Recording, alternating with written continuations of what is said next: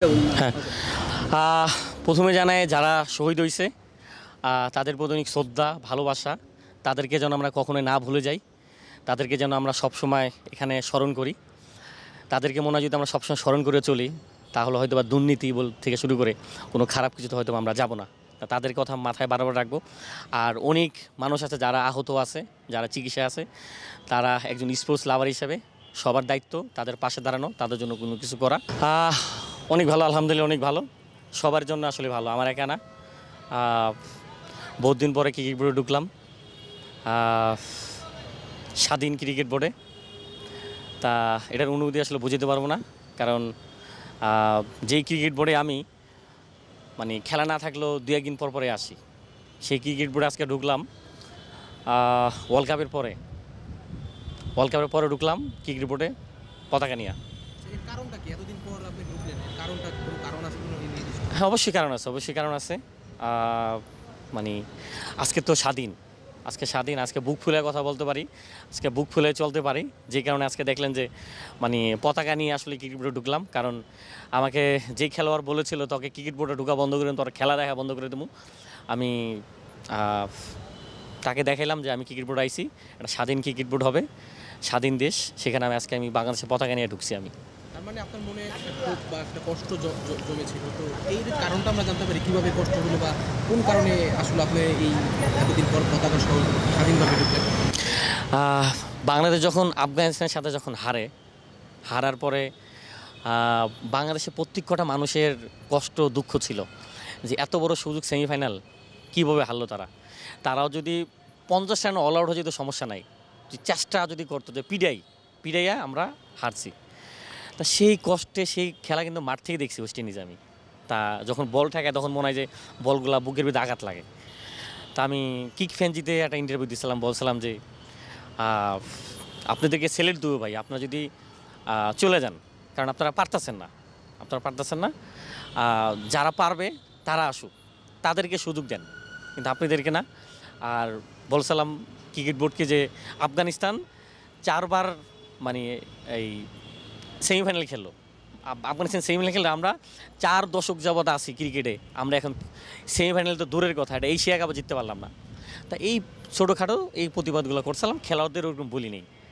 তা আমি পরের দিন এয়ারপোর্টে যাই, এয়ারপোর্টে কেউ যায় নাই যে বাংলাদেশ হারছে তাদেরকে একটু বিদায় দিতে যাই, যাক দুই কথা বলছি, আবার আমরাই ভালোবাসুম, আমরা আদর করুম। তাই এয়ারপোর্টে যখন যাই আমি, তখন মানে একজন খেলোয়াড় যখন আমাকে আসলেই নির্লজ্জ বেহায়ের মতো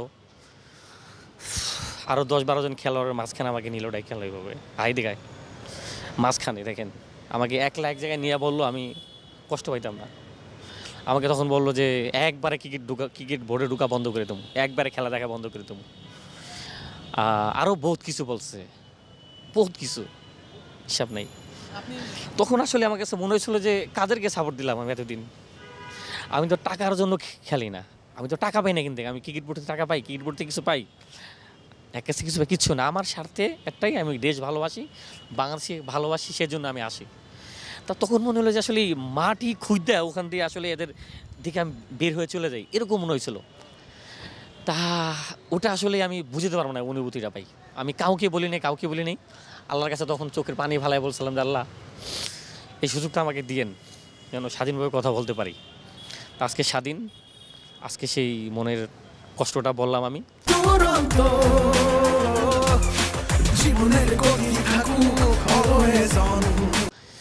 তা ওখানে রিয়াদ ভাই ছিল না, তা দূর থেকে রিয়াদ ভাই আমাকে, সেই দূর থেকে দেখছি কিছু একটা, আমাকে সান্ত্বনা দিল, আরও 2-1 জন আমাকে সান্ত্বনা দিল, কিন্তু এছাড়া আর কাউকে দেখি নেই সান্ত্বনা দিতে আমাকে। ক্রিকেট তো বরাবরই আপনি সমর্থন করেন, সব বাংলাদেশের সব ধরনের খেলাতেই আপনার উপস্থিতি লক্ষ্য করা যায়।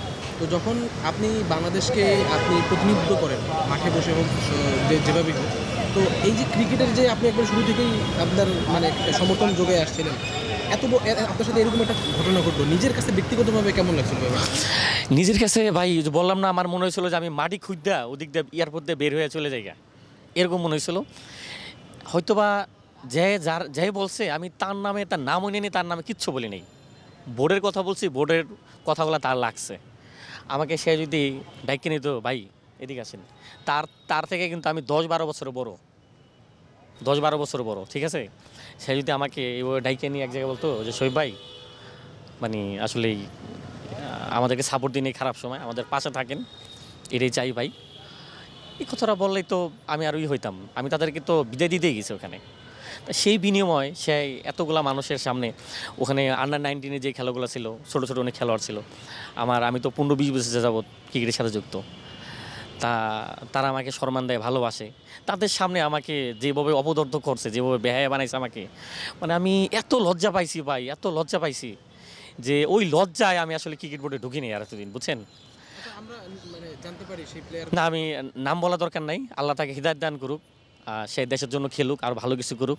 তার জন্য আমার কোনো বরদোয়া নাই যে তিনি খারাপ খেলুক, তার জন্য দোয়া তিনি দেশের জন্য ভালো খেলুক, ভালো কিছু বয়ে আনুক। আর দর্শকদের মানে দুই একটা মান অভিমানের কথা যদি তারা সহ্য করতে না পারে, তাহলে আসলেই মানে আমরা তো মানুষ ভাই, আমাদের কষ্ট লাগে না? আমরা তো দূর থেকে খেলা দেখি, মাঠ থেকে অনেক কিছু বুঝি, কম বেশি বুঝি। আর তাদেরকে নিয়েও আমি কখনো কিছু বলি না ভাই। আমি ক্রিকেট বোর্ডের অনিয়ম নিয়ে দু একটা কথা বলছিলাম যে এই যে লক্ষ লক্ষ কোটি কোটি টাকা দিয়ে কী হইব যদি আমরা ক্রিকেটটা না তৈরি করতে পারি। আমরা 40 বছরে ক্রিকেট খেলে আমরা এখন নিচের দিকে যাইতেছি, উপরের দিকে না। আর শুধু ক্রিকেট না ভাই, এই দেশে প্রত্যেকটা সেক্টরে, ফুটবল, ক্রিকেট, সবগুলো সেক্টরে মানে একটা করে লোক আছে মানে যারা আসলে দখল করে বসে রয়েছে।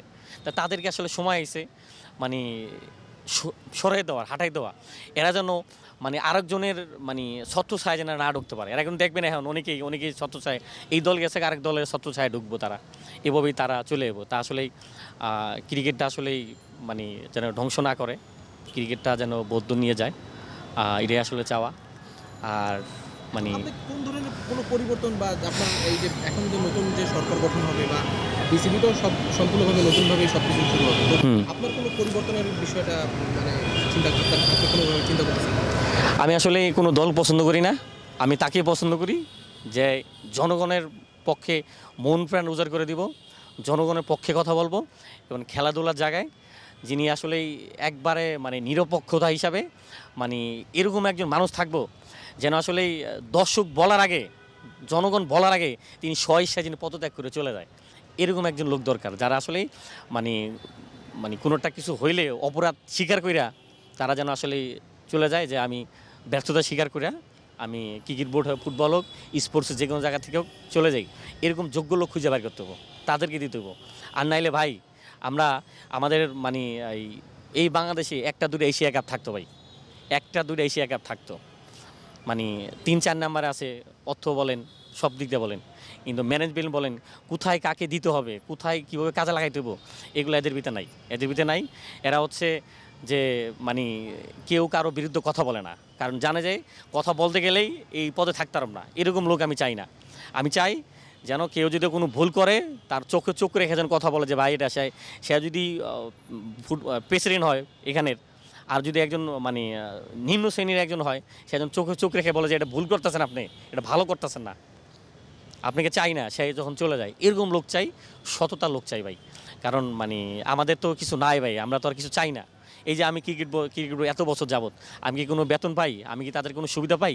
খালি মাঠে যখন খেলা দেখতে হয় তারা এতটুকু সুবিধা দেয় আমাকে।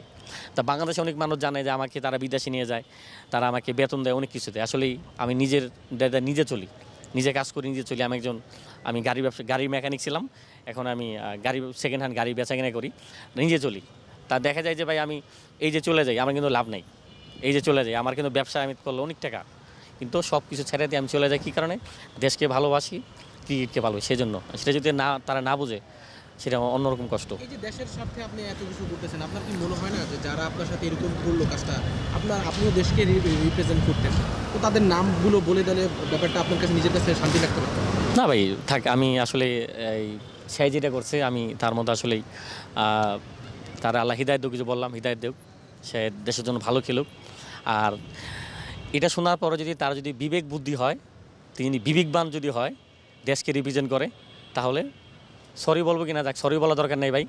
কোনো এক সময় দেখলে ভাই হ্যালো দিয়েন যে ভাই ভুল করছি ভাই, কারণ আপনাকে তো আমি কিচ্ছু বলি নাই ভাই, আপনাকে কিচ্ছু বলি নাই, আমি আপনার নাম মনে নিয়ে নেই, আপনি মানে আপনার খুব পছন্দ করতাম, খুব ভালোবাসতাম ভাই। কখনো আশা করিনি আপনার কাছ থেকে আমাকে এইভাবে আপনি কষ্ট দিবেন। আর আরেকটা জিনিস হচ্ছে যে কি ভুলে গেলাম, যাই হোক আরেকটা জিনিস হচ্ছে যে আজকে এই যে মাস সাহেবের বাড়ি যারা এই কাজ করছেন, আমি কখনোই সাপোর্ট করি না, কখনোই সাপোর্ট করি না। যারা এই ধরনের ন্যাক্কারজনক খারাপ কাজ করছেন, তার বাড়িতে হামলা করছেন, তিনি দল করতেই পারে, তিনি হয়তোবা কথা বলে নাই, কিন্তু সেই বিনিময়ে তার বাড়ি ঘর আমি আগুন জ্বালাই দেবো।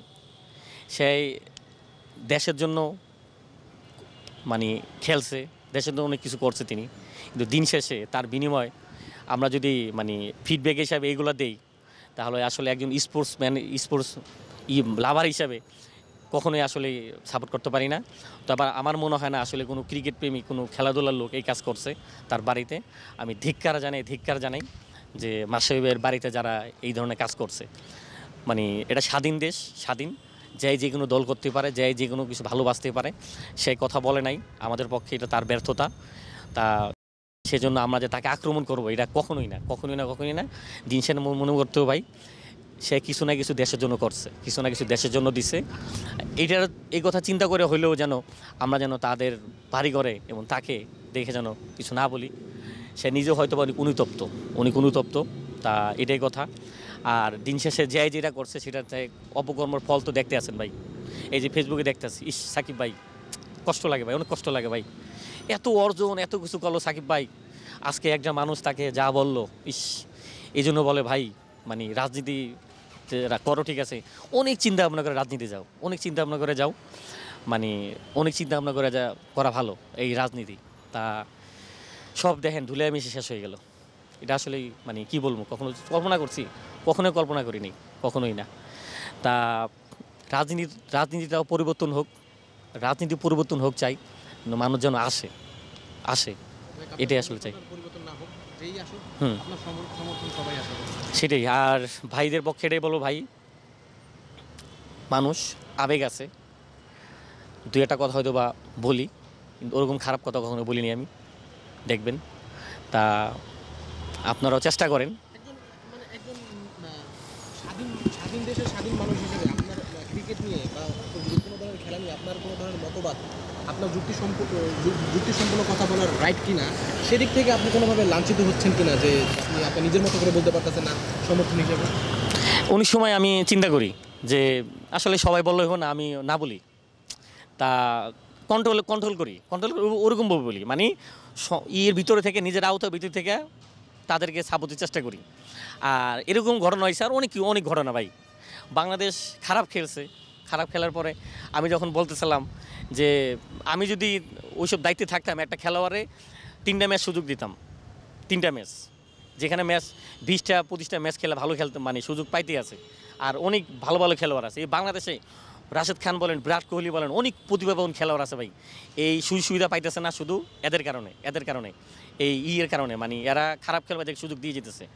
তা যখন আমি বললাম যে 3টা ম্যাচ আমি দেখবো, অস্ট্রেলিয়া ইন্ডিয়ার মতো, তারে বাদ দিয়ে অন্য কারো দিম, আমি বলতে পারে না কে কখন ক্লিক করতে, কে কখন ভালো খেলে, অনেক প্রতিভাবান খেলোয়াড় আছে। তখন এক সিলেক্টর আমাকে কিছুক্ষণ পরে ফোন দিল, কি রে সিলেক্টর হবি, আয় সিলেক্টর বানাই দিয়ে আয়। তার স্বাধীনতা চাই ভাই। আমি তো ওখানেও খারাপ কিছু বলি না, আমি বলছি যে আমি যদি হই তাইলে 3টে ম্যাচের বেশি সুযোগ আমি দিব না কাউকে, আমাকে সিলেক্টর বানাই দিচ্ছে। তার স্বাধীনতা চাই ভাই, স্বাধীনভাবে কথা বলতে চাই, এরকম চাই না। আর দর্শক ভাইদেরকেও বলবো, তাদেরও ফ্যামিলি আছে, পরিবার আছে, সীমাবদ্ধতার ভিতরে থেকে কথা বলবেন, প্রতিবাদ করবেন, কেন করবেন না, করবেন, কিন্তু এরকম কিছু করবেন না যেটা আসলেই দিন শেষে তারাও মানুষ, তাদের পরিবার আছে, ফ্যামিলি আছে, তারা রাস্তাঘাটে চলে, সব জায়গায় যায়, তাদেরকে অনেক কিছু শুনতে হয়। তা এটাই ভাই, সব কিছু স্বাধীনভাবে দেখতে চাই, স্বাধীনভাবে চলতে চাই। ক্রিকেট বোর্ড, ফুটবল, স্পোর্টস যতগুলো জায়গা আছে সব একবারে স্বাধীন করে দেওয়া হোক, যোগ্য লোক চলে আসুক, মানে দল চেঞ্জ হলে যে আবার আরেকজন এসে পড়বো। বিসিবিতে যদি সাকিব বা মাশরাফি তারা কোনো না কোনোভাবে যদি চলে আসেন, সেই বিষয়টা আপনি কীভাবে দেখেন? আমি আসলে চাই মানে যোগ্য লোক আসুক ভাই, একবারে যোগ্য লোক ভাই। আমি আমার ভাই হোক, আমার যাই হোক, আমি বিন্দু পরিমাণ ছাড় দেবো না। আমার দেশের সবার আগে আমার দেশ, সবার আগে দেশ। কোনো স্বজনপ্রীতি, কোনো কোনো পিতি চলবো না ভাই, কোনো পিতি চলবো না। আজকে তো দেখতেই পারতেছেন পুরো বাংলাদেশ ছাত্ররা কন্ট্রোল করতেছে, ছাত্ররা। তা যেখানেই যান মানে কোনো অপকর্ম করলে কোনো কিছু করলে কিন্তু ডাক দিলে কিন্তু ছাত্ররা কিন্তু চলে যাবো, এটা মাথায় রেখেন, এটা মাথায় রেখেন। ছাত্ররা কিন্তু সাথে সাথে চলে যাবো, এক সেকেন্ড লাগবো না সব কিছু দখল করতে, ছাত্ররা এই জিনিস। তা যাই করেন ভাই চিন্তা ভাবনা করে করেন, অনেকে অনেক কিছু দখল করেন, যাই করেন চিন্তা ভাবনা করবেন।